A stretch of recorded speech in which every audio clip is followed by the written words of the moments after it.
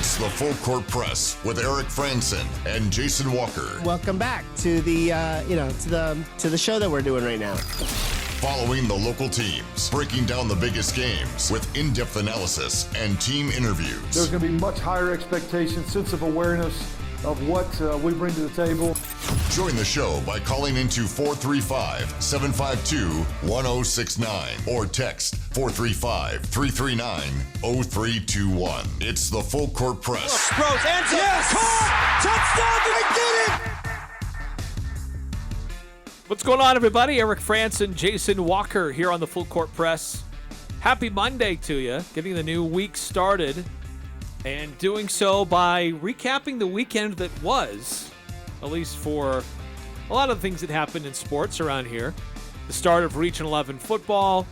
Utah State Aggies hold their second scrimmage, first in front of the fans and the public on their Family Fun Day. Get our reactions to that, and several former Aggies getting their first preseason games in the NFL. The latest poll is out. The AP preseason poll is out for the first time. It's the first poll. Their first I almost texted you because I saw somebody tweeted in the morning. It's like AP poll's coming out at 12 Eastern. And I almost texted you saying, because we talked about when the first AP, because we didn't know when it was coming out. And I almost texted you, it's coming out today. But I figured you'd probably already seen that. So it did come out today. There are a few differences between the coaches poll, which came out, was that last week? Yeah, I think it was last Monday. A week ago. So a lot of different things to get through. I'll always invite you to participate. Something that stood out to you that you'd like to get our opinions on or ask a question of, feel free to hit us up on our Full Court Press text line, 435-339-0321. Mostly, probably my biggest question that I'm going to throw out to you is, what did you see in the scrimmage on Saturday? If you had a chance to go, and I got to say, I'm a little surprised there weren't more people there. I get it. There was kind of a rainy day to get started, but by the time the scrimmage got going, it cleared off, and it was a beautiful day for some football. It wasn't that hot. Well, I think it was the fact that eventually became sunny. It was nice. Well, I think it was the fact that it was raining up until starting. And so if you're sitting at home thinking, oh, it stopped raining. Well, it's already started, so I guess I won't go. At least that's how I'd think of it. Of course, I had to be there, and of course, I got to sit up in the press box. We were out of it. The media relations and journalists kind of ran up to the press box. We hid away up there. We were afraid of getting all of our papers and laptops wet. So we're cowards. Well, we had devices. We were trying to. Yeah, that's the main thing. I can stand the weather. I've braved the weather, the freezing weather. I went up to a west side, right? That's west side, the one in Idaho. Yep. Yeah, I went up there and about froze my fingers and toes off in September. It gets cold up there. And a couple years ago, it was sleeting at a Skyview game. Had to weather that, so. It's nice it's nice sometimes when you go to Utah State games, but all right, gotta stay inside. Everybody else has to suffer through it. So for those of you who did end up going, I'm sure the Utah State athletic program appreciates having you there.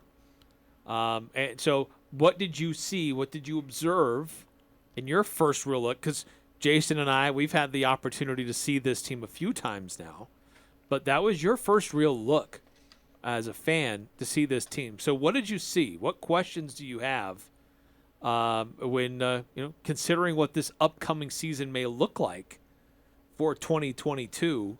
Also, don't forget, a little bit later on in this hour, we will reveal number 5 in our top 25 Aggies. He made some plays Saturday. We'll talk about his influence and kind of his impact. But that's all coming up on the show. But 435-339-0321. A couple texts coming through. 4781. What's your Super Bowl winner prediction? I've not put any thought into that, so I'm not going to say yet. Ask me again in a month. Yeah, for me, it's still too early to think Super Bowl for the NFL because there's guys on key teams that are now out that we weren't expecting. There's some other new players in new places. There's a few too many moving parts in the NFL for me to really give too much thought to that just yet.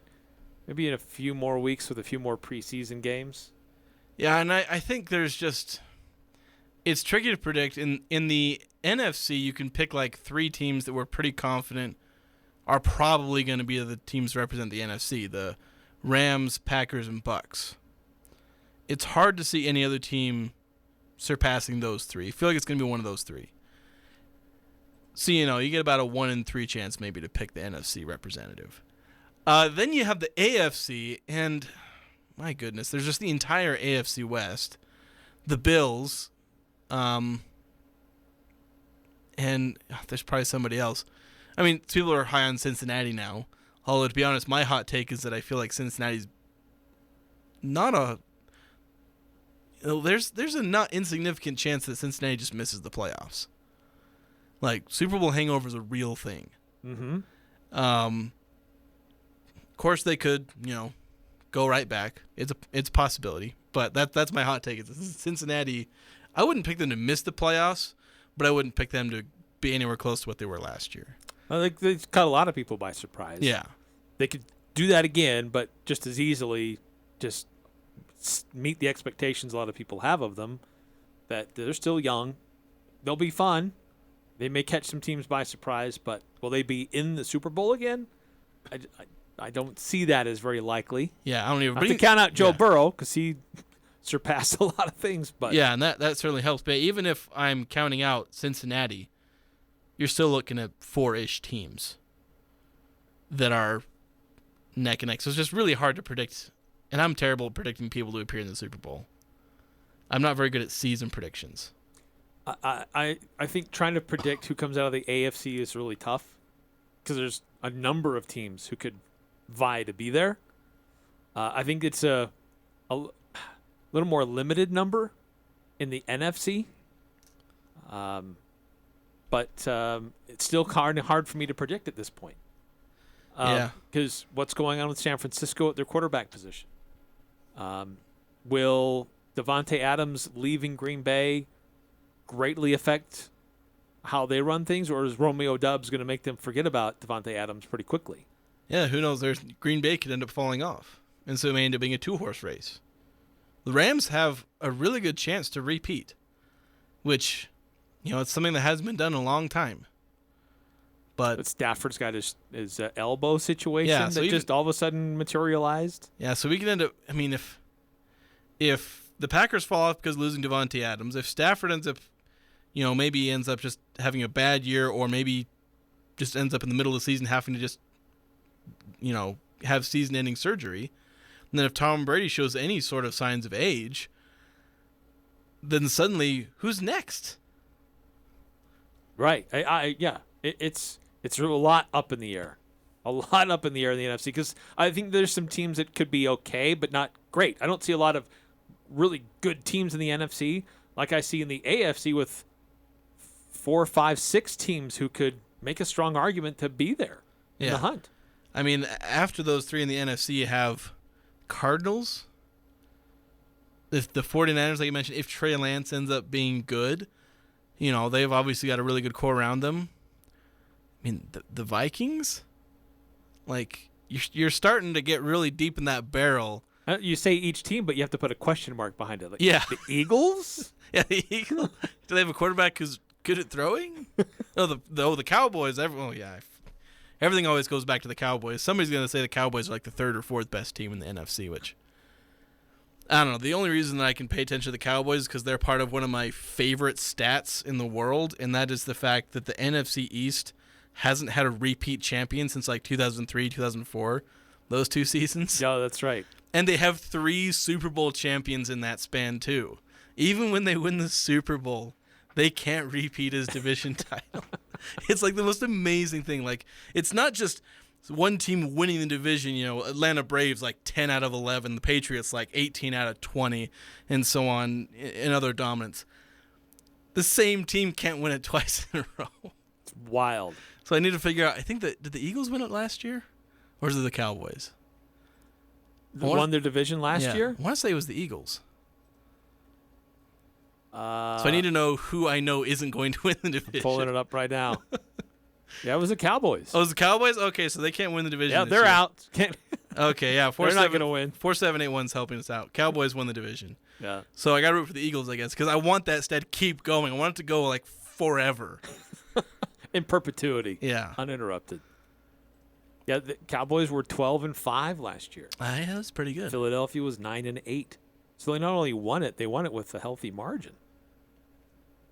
Didn't matter. That's the thing about the Cowboys. Doesn't matter. Doesn't matter. 2197 on our Full Court Press text line. Last Saturday before school, lots of shopping to do. Talking in reference to why maybe there weren't more people at the scrimmage on Saturday. 2 p.m. kickoffs suck. See August 27th. Yeah, they're kind of iffy. I loved the 10 a.m. start last year with Boise State. That was amazing. I see. Maybe I'm too much of a traditionalist. 1 o'clock Saturday afternoon. We'll say 2 o'clock. That's when you play football. Yeah, and it's better than like 8 p.m. Yeah, I will take 2 p.m. over an 8:30 start every day of the week. Yeah, so it's nice to get that, and I mean when you have a week 0 game, then sometimes you're a little more likely to get a good time slot. And isn't this on like FS1 or something like that? Isn't it on a national? See if who can find this? Yeah, you can find the schedule first. Oh, I left my other paper in the other room. All right, let's pull up the schedule. Yeah, FS1. According to Utah State's website. Oh, and they have a digital game program ready. Ooh. I'll go ahead and not look at that. All right, so a couple other texts coming through. 9315. You need to start a segment called "What Would AJ Do?" He'd lose pick 6. I feel like I'm taking over that segment right now. Anyway. Let's see. 2197 with a follow up. If you want any fans, don't play in August at 2 p.m. I get it. It's August, Utah, middle of the day. It's going to be warm. But would you go down to Alabama Saturday, middle of the day with not only is it warm, you got like super high humidity. That's football on a Saturday afternoon in America. There's also don't play football at all in October in Logan. Well, yeah. I mean, does not play late November? Like, if you know how cold it gets up here? No, yes, 2197. I get it. We're not Alabama. But you sure does about that mean that Utah State can never have a midday game? I think that's great. That's a midday game. Yeah. You know what? For those of you that are out burning ditches or running your kids to back to school shopping, it's not for you anyway. You Burning know what? ditches? That was an argument years ago. People can't come to the games because we're burning ditches and doing hard work. Okay. Okay. Well, that game's not for you then. The game's not for you. 2305 texting in. Nothing like the Aggies playing the number 1 rated team in the nation in Alabama. Yeah, both polls putting Alabama at number 1. Overwhelmingly, too. Like, there are only a handful of votes for other teams just scrolling through. Just, I think 3 or 4? What was the official? I was scrolling through, like, who voted who, and I only saw a few, but I guess I can look at the official. 6 for Ohio State, 3 for Georgia. In the AP. Yeah, in the AP. Didn't Texas get, like, a... didn't they get, like, a first place Texas vote got in the 1 coaches? vote in the coaches. The number 1. And they were ended up being ranked 18th in the coaches. In the AP poll, Texas didn't even crack the top 25. Yeah, they're 27th. If you're going by the others receiving votes. Right. They're behind Tennessee. Wildly different opinions about Texas, apparently. Yeah. But, we mentioned AJ. Shout out to him. He posted this earlier on the Twitter. Utah State has faced a number 1 team before, but not very often. Now, the Aggies have faced Alabama before, but they've never faced them as a number 1 team. I got to go back and find it. But Was it Oklahoma they played? Who's number 1? I think it was Nebraska. Nebraska. Oh, that'd been back like the 80s, 90s then. Yeah, it's been a little while. But they've only done it. They've only faced a number 1 team. I think it was 3 times. So 1984 was the first time. I guess this will be the second time. In 1984, Aggies lost to BYU 38-13, and in 1971 they lost to number 1 Nebraska. So this will actually be the third time that Utah State will face a number 1 team. So they faced the BYU Cougars in 1984, and in 1971 Nebraska was when the other time they faced the number 1 overall team. But first time since 1984. Aggies have faced Alabama. This will be their third time in about 15 years? Yeah, it was like the early 2000s, I think, the last time they played Alabama. Yeah, that was the Ryan Boehm team that went out there. Was that what you asked? Because I was looking at the text. I was wondering if you asked the last time we played Alabama. I'm just trying to think of the other times when we have played Alabama. Yeah, it was like early 2000s, I think. They were ranked number 5 when Utah State went out there with Brent Guy. I'm sure that they went well. were not ranked when Utah State went there in 2004. So they went there in back-to-back years, 2004 and 2005. A nice away and away series. Yes, those are always good for the bank account for the athletic department. Yeah, I think Alabama's paying a pretty penny for this year.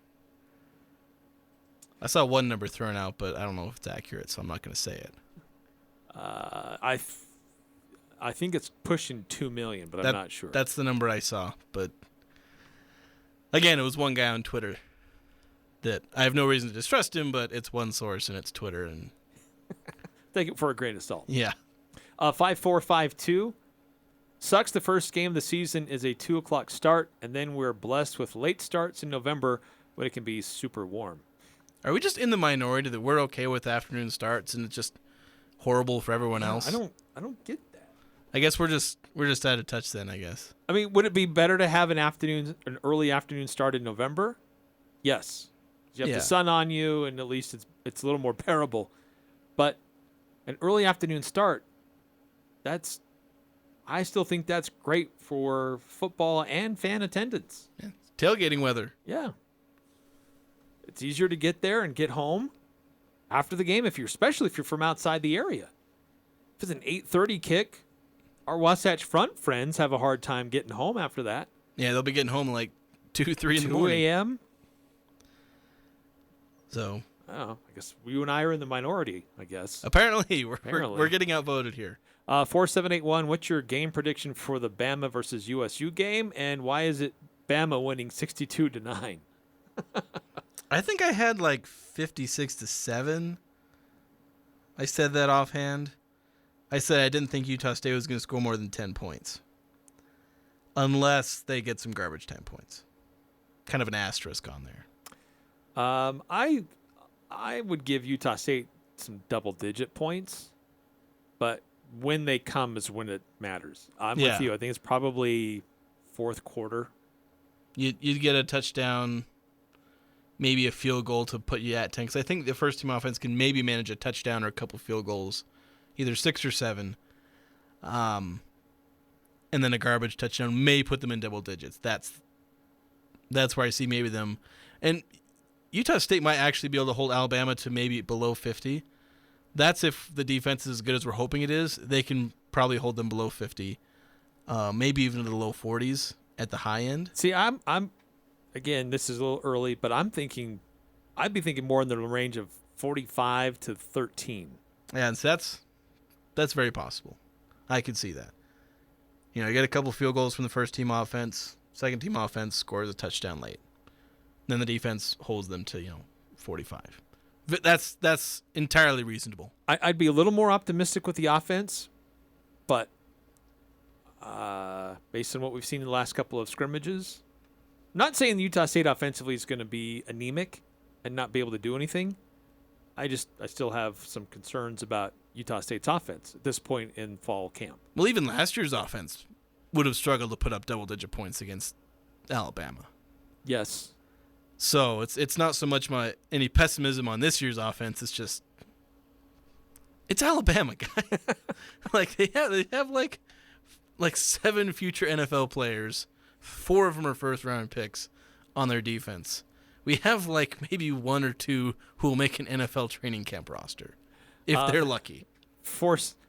Yeah, there might get 1 or 2 that get a roster like I said, spot. 1 or 2. Yeah. 4781 with a follow-up. In the off chance that USU wins, what would they be ranked afterwards?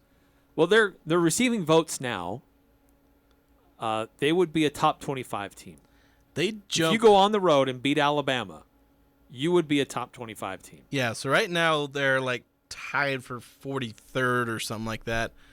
My first count was tied 44. I think it's 43rd though, based on the number of receiving votes. Somewhere in that neighborhood.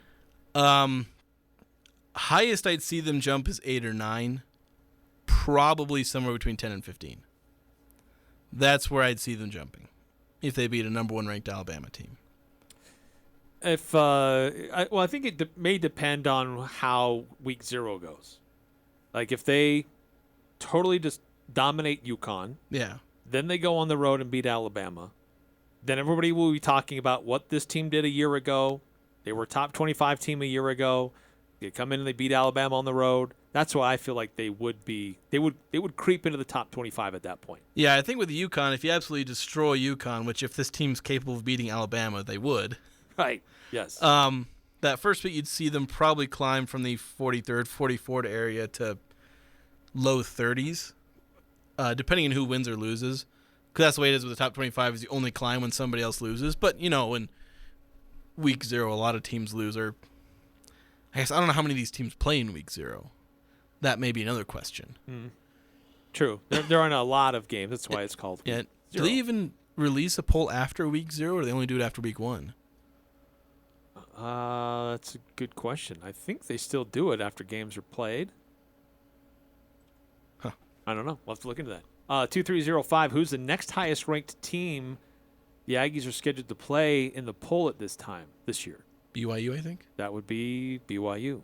Yes. They're 25th in the AP. In the AP, they're 25th. No other team on USU's schedule on the coaches is ranked. Number of teams receiving votes. That'll be on Utah State's schedule. And just quickly on that, just other Mountain West schools receiving votes. Fresno State getting some love in the AP. Interesting how these are different. So in the AP, Fresno State got 32 votes, but in the coaches, so that would put them as the highest ranked Mountain West school. Yeah, about 31. But in the coaches poll, they would be behind San Diego State by just a few votes. But next in line in the rankings. Yeah. San Diego State in the AP, though, only received 2 votes. Yeah, they got the same as Utah State. Which is really interesting, just the difference between those 2 schools. Yeah, it was interesting because Utah State was ahead of Air Force and Boise State in the coaches poll. And they're tied with San Diego State for last. Boise State had 5 votes, Air Force 4, Utah State, San Diego State 2 apiece in the AP poll that was released today. So more details about that available right now on CashValleyDaily.com about the poll that was released and the votes Utah State is getting. Are getting. One thing I thought was interesting, before I know we got to get to a break, the Idaho Statesman writer who votes in the AP poll, he had Utah State at 25. That was one of the 2 votes they got. The other was from a guy like CBS Sports Network. The Idaho Statesman writer put Utah State in the top 25, didn't put Boise State in the top 25. I thought that was interesting. Ooh. In both times where Utah State got a vote in the top 25, no other Mountain West schools got in. Interesting. Yeah, it is interesting. The reigning conference champions. And one of them's in Boise State territory. Firmly in Boise State hometown. territory. All right, quick time out here in the Full Court Press. When we come back, number 5 on our list of top 25 Aggies for 2022. And I'd love to get your reactions. We haven't really got into our reactions for the scrimmage. We just talked about who wasn't there, or who was there for that matter, for a fan attendance. But we'll hear from the coach. We'll hear from the players. We'd love to hear from you as well. 435-339-0321. There's nothing like hearing the songs you love on local radio with no subscriptions and no monthly fees. But there's a new bill in Congress that could stop the music. If passed, this bill would tax your local radio station simply to play the music you love. Text LOCAL to 52886 and ask Congress to support local radio stations. Help us keep you connected to the music, local news, weather, and traffic that you need each day. This message furnished by the National Association of Broadcasters. Loveland Living Planet Aquarium takes us outside our everyday lives into a world of discovery. It's a chance to explore our innate curiosity, discover animals from around the world, and experience the all-new outdoor plaza and eco. More to explore at Loveland Living Planet Aquarium. Reserve your visit at thelivingplanet.com. Summer is cruising by way too fast. It's already back to school time. Soon, you're going to start experiencing many special places and events that you won't forget, such as your first slide down Old Main Hill, attending Aggie football and basketball games, or a wild party at the How, and your first kiss on the Aggie Bowl. That might just lead to that extra special moment at Jarek's Fine Jewelry, Cache Valley's engagement ring store, where it's all about the romance. Just look for the bright green cars at 930 North Main Street. Cache Valley Ear, Nose, and Throat, the Allergy Clinic, and the Hearing Aid Center are now located in Providence, and Cache Valley's newest and most up-to-date medical clinic located at 2245 North 400 East in North Logan, just south of Cache Valley Hospital. The entire staff and Dr. Benyon, Blotter, and Robinette look forward to helping you and your family at this state-of-the-art medical facility. Cache Valley Ear, Nose, and Throat is now located in Providence, and their new office at 2245 North 400 East in North Logan. Go to CacheValleyENT.com for details. Most insurance products, including SelectMed, are accepted. It doesn't matter who you root for. The Full Court Press has all the high school sports covered. The Full Court Press. Connect with us on Facebook, Twitter, and online at 1069thefan.com.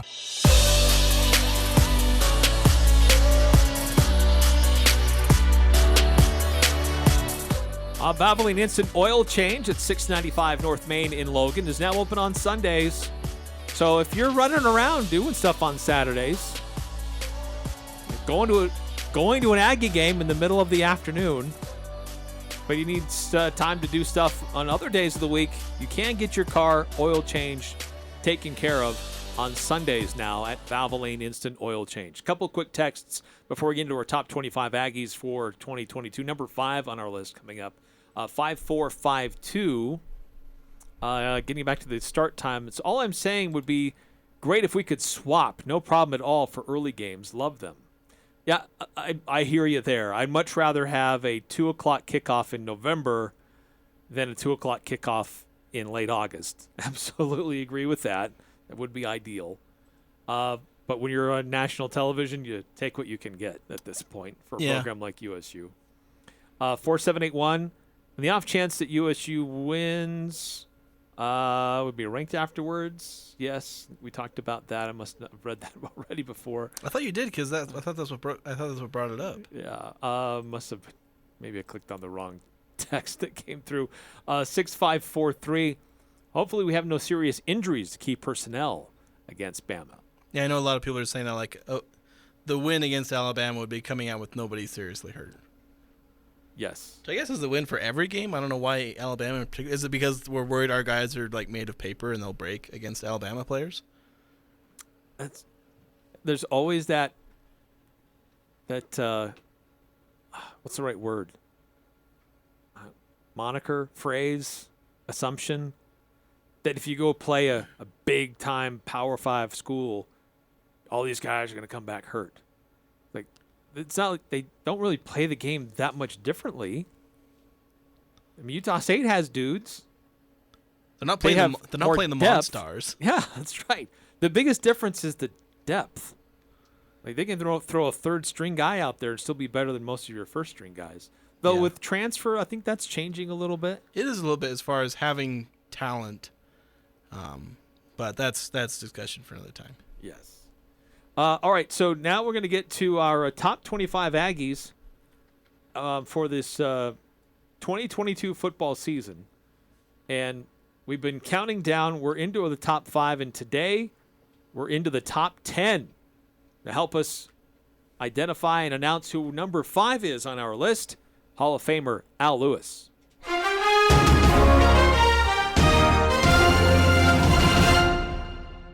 Number 5 on our Cache Valley Media Group's list of the top 25 Aggie football players for this season, AJ Vongphachanh, the linebacker. He came to Utah State from Pasco, Washington. He was so excited to beat Washington State in that opener a year ago. And now, as a productive player for the Aggies, ever since his freshman season when he saw the field and had 17 tackles, he's on our way to be a real big defensive contributor for this year. At the inside linebacker spot, he will be there to be a part of this team. He had 17 tackles in a game during the COVID year at Nevada, so he can make a lot of plays. Last year, 7 tackles for a loss, 2 sacks, and 55 total tackles for AJ Vongphachanh. Always seems to be a guy with a nose for the football on defense. And he's number 5 on our list of Aggie football players for this year.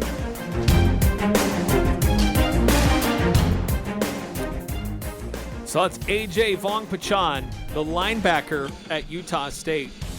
What I really like about AJ is his length, and that he's been doing this at Utah State now for several years. In the shortened season of 2020, this is a guy who had 50 tackles in only like 6 games played. Like, he got after it in every game. He built on that last year. Certainly he's playing behind and alongside Justin Rice, who was doing a lot of damage himself. But what stands out about AJ for me, last year he had 18 tackles, but 37 assists.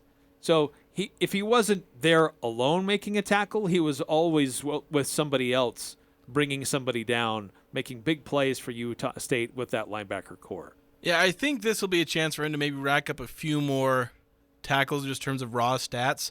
Because you mentioned playing with Justin Rice, who had like 124 tackles last year, which is a really huge number for college when you're only playing 13, 14 games. Because, in the COVID year, we had 50 in 6 games. He was a real breath of fresh air where nobody on that team could tackle. All of a sudden, Vongphachanh comes in and is just actually able to tackle people in live football. And so I think this year, where he's going to be one of the leaders, probably the leader in the linebacker core, unless MJ Tafisi is, way better than we think he is, and we already have a decent opinion of him. I think Vongphachanh going to be potentially the leading tackler. Him or maybe Hunter Reynolds, man at being the leading tacklers on this team. Well, the other thing I like about AJ is that because of his size and his speed, he can sometimes be put up as an extra edge rusher.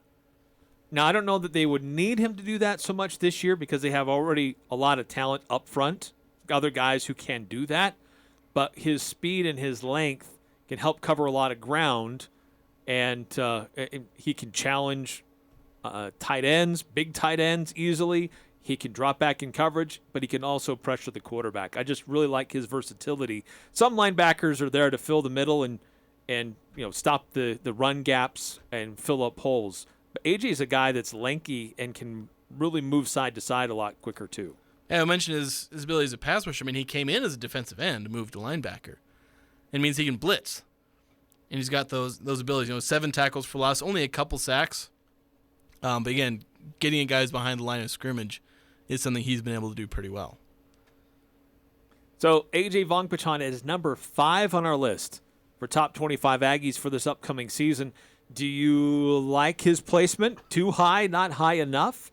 Love to get your feedback on our Full Court Press text line, 435-339-0321. But this is, I just really like his growth as a player that we have seen.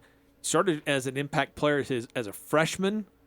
They couldn't keep him off the field as a freshman, and he has grown every year since.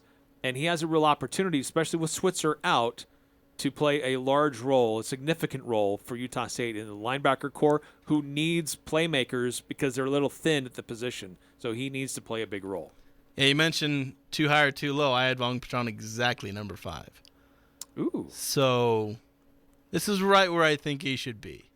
I had AJ at number 7, so just a little bit off. But both of us had him in the top 10. Clearly, we both think he's going to be one of the best players on this defense. 435-339-0321. If you want to weigh in on AJ Vongphachanh, number 5 on our list of the Utah State Aggie football players going into this 2022 football season.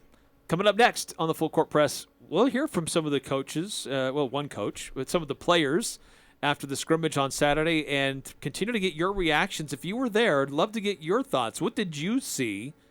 Questions you might have about this Utah State football team, or excitement that you may have for this team. What did you see? Would love to get your reactions to the scrimmage on Saturday. 435-339-0321. Monday, August 22nd, come help ignite the light with Alex Boyer as he performs a free concert at the Cache County Fairgrounds, bringing positive support to suicide prevention. Suicide affects all walks of life, backgrounds, and age demographics. Join Alex Boyer Monday, August 22nd for a free concert bringing attention to suicide prevention and a new national suicide and crisis lifeline, 988. If you think you may need help or just want to talk with someone, call 988. Donations of any size are accepted and welcome to help make this event possible. Go to CacheValleyIgniteTheLight.com for concert details and donation information. The outpouring of support for this event last year was unbelievable. Business and individual donations are vital for the 2022 event. Join Alex Boyer at the Cache County Fairgrounds Monday, August 22nd for a free concert bringing attention and positive support to suicide prevention. Donations of any size are accepted and welcome. Go to CacheValleyIgniteTheLight.com for concert details and donation information. That's CacheValleyIgniteTheLight.com. And thank you for making this event possible.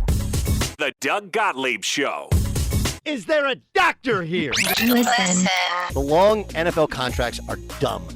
But still, the point is the same. Like, you're under contract for 5 years. You wanted the security. Well, part of the security with a 5-year contract, part of the security with a 4-year contract, part of the security is those are the years you're under contract. The Doug Gottlieb Show. Weekday afternoons from 1 to 4 on Sports Talk Radio, 106.9 FM, 1390 AM. The Fan.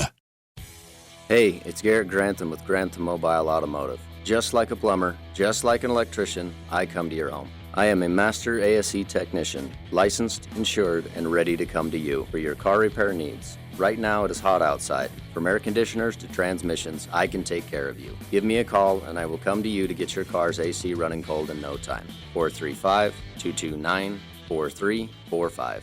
That's 435-229-4345. Cache Valley Bank's newest branch is now open in Preston.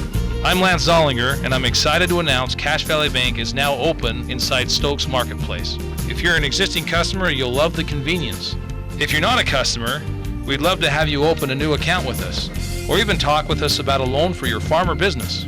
Cache Valley Bank, a community bank where decisions are still made locally, now open in Preston. Cache Valley Bank, member FDIC. Join the show by calling 435-752-1069 or text 435-339-0321. It's the Full Court Press with Eric Frandsen and Jason Walker.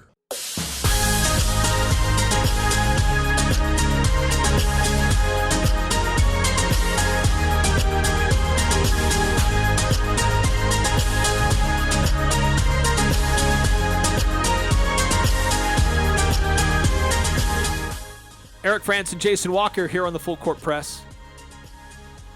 AJ Vongphachanh coming in at number 5 on our list.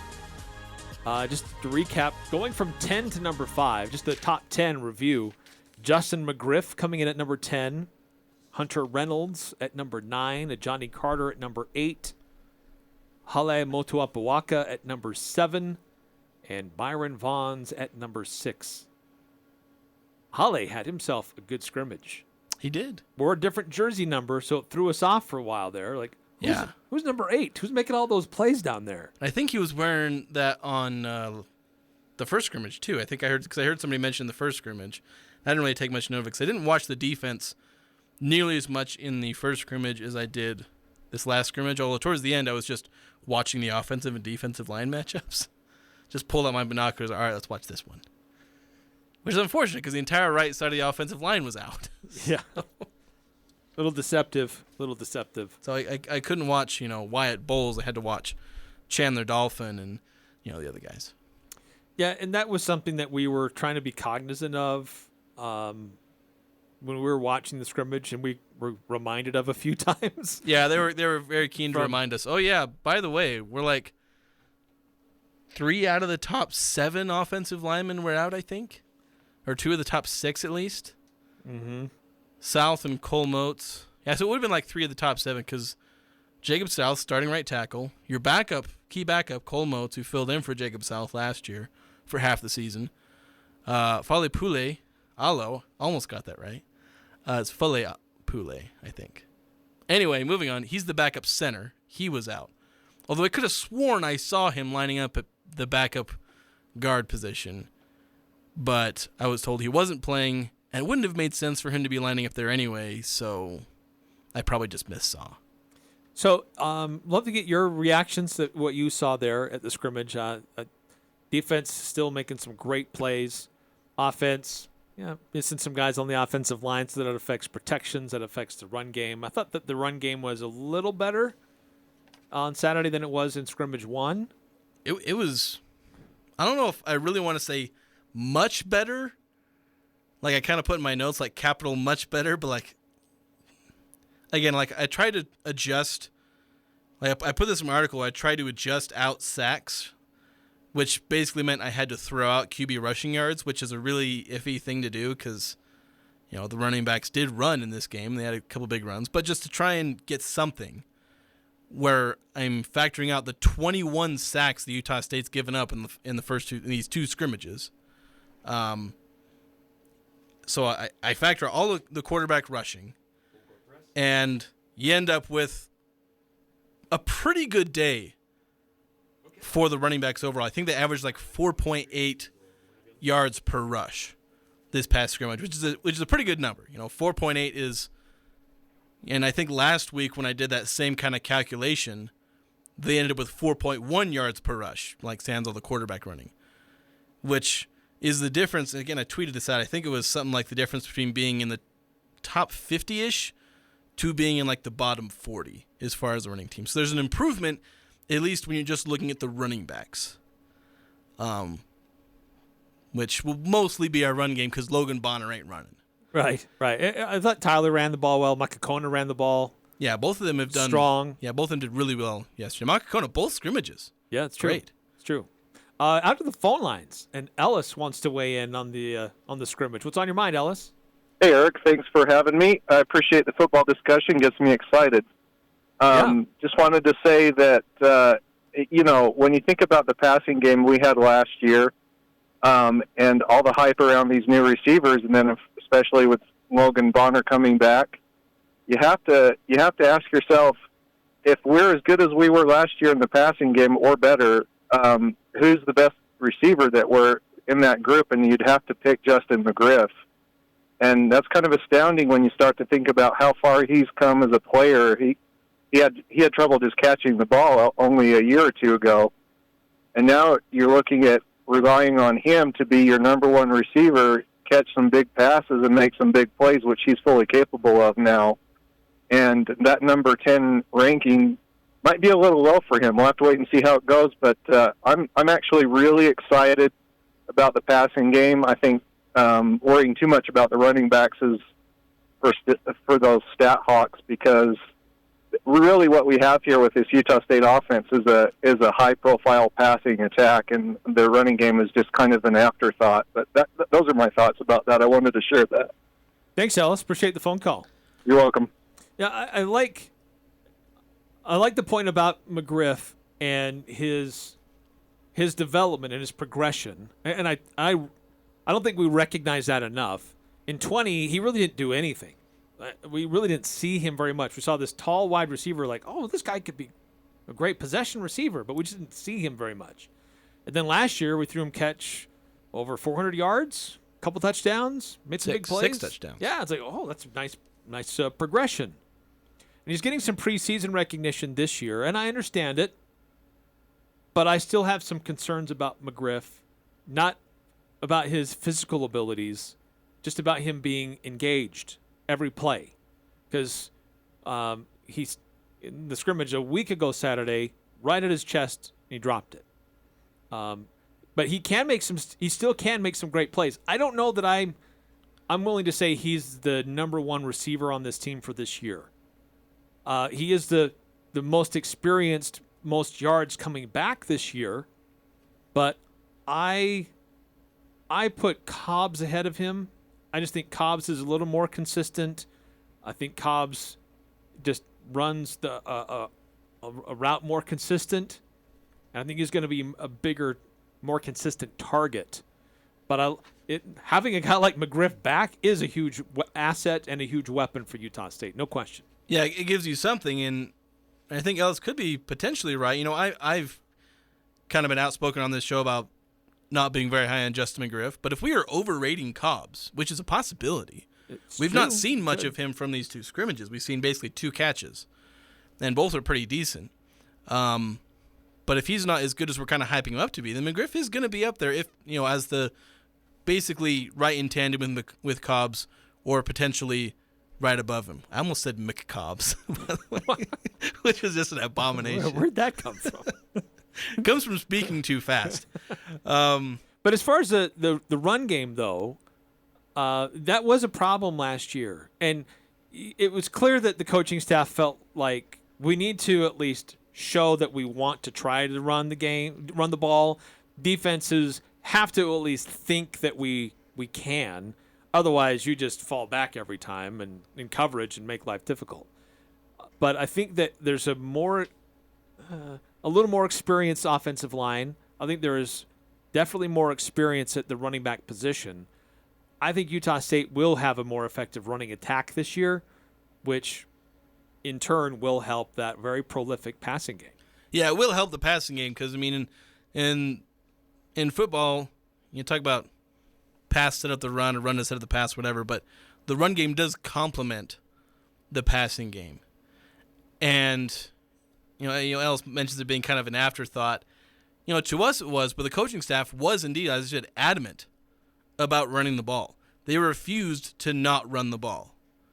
Even when it was like, okay, just pass the ball. You're doing that so well, just why are you running it twice on first and second down and then throwing it on 3rd and 8? But they would do it, almost to a fault. Right. This year I hope they'll be a little bit better at it, so if they run on 1st and 2nd down, it'll be 3rd and 4 instead of, 3rd and 8. 3rd and really long. Yeah. And to be honest, if the run game is a lot better, the passing game, it is very possible and almost likely, in my opinion, that it will take a step back. Won't be as good as it was last year. So they're going to need that running game, even with a still somewhat prolific pass game. A couple texts that we failed to get to, 8798. Utah State has dudes. Bama has dudes. Yeah, you got to say it right. Utah State has dudes. Bama has dudes. Great point. Very good point, 8798. Very true. 4446. Were all the video streams screwed up Friday for high school football or just Skyviews? There was one other. We had a number of issues. Ridgeline went pretty well. I called the first half of the Logan football game on my phone. That's how bad it got. It was, I don't need to bore you with all of the different things, but mine was an adventure. That's a story for another time. Yeah, something unique and different for almost every broadcast. So you can just imagine my attitude Friday night. Because I did not leave this building Friday. I got here like 9:30, and I left the building at 10:30. Not an hour later, 13 hours later. And we had other people running around between Skyview and Green Canyon where I was at for the Logan game. Yeah. So we had some behind-the-scenes guys really working their tails off to try and fix the mess that happened. So, yes, we apologize. It was just a weird combination of a series of things. We'll get the cobwebs out, we promise. Yes, we'll do better. We're working on it. All right, quick timeout. I know there's a few more texts. We'll get to those. Love to continue to get your reactions to the scrimmage on Saturday or your thoughts or questions about this Utah State football team as we're nearing the start of the Utah State 2022 football season. That's coming up next in about 3.5 minutes from now.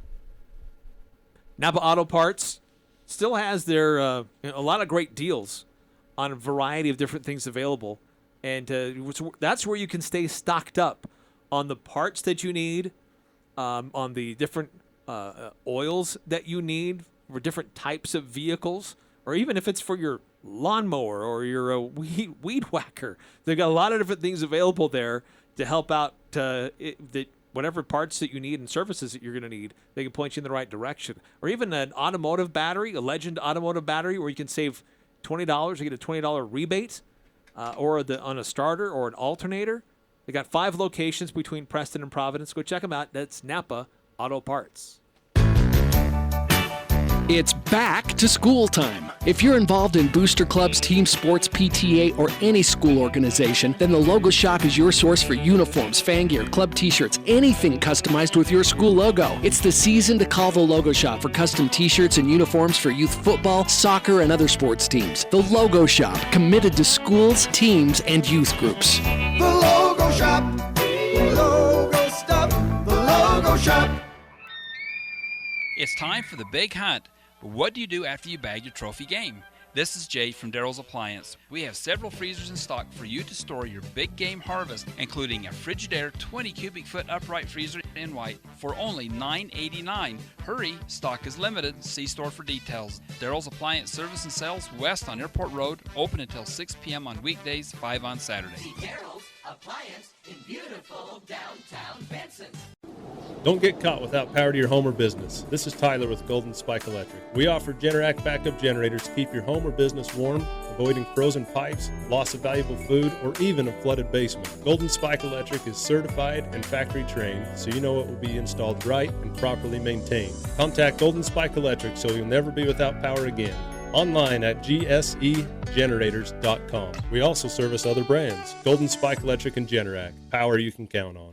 This is Nate Lamson with Valley Office Systems, your home team when local matters. Valley Office Systems is your local provider for all things office, copiers, printers, furniture, and document management. Proudly serving Cache Valley since 2007. Visit valleyofficesystems.com. The Full Court Press. Connect with us on Facebook, Twitter, and online at 1069thefan.com.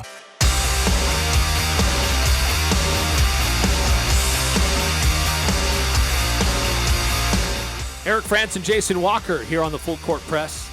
Getting back to our Full Court Press text line, 435-339-0321.